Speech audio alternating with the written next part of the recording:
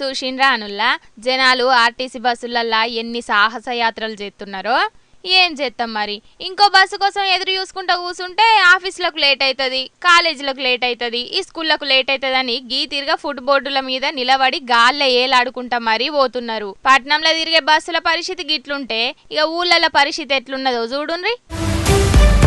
ఆగో బస్సుల మందయ్యే వరకు బస్సునే ఆపేసిండు డ్రైవర్ అన్న. జైత్యాల జిల్లా వెలుగటూరు బస్టాండ్ కాడ జరిగింది ఇది.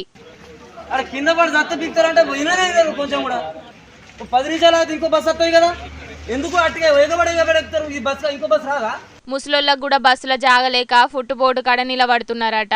గాషారం మంచలేక కింద పడితే మా పరిస్థితి ఏంది అని బగ్గనే గరమైండు డ్రైవర్ అన్న. ఇక కొందరు బస్సు దిగే వరకు బస్సును షాలి చేసిండు.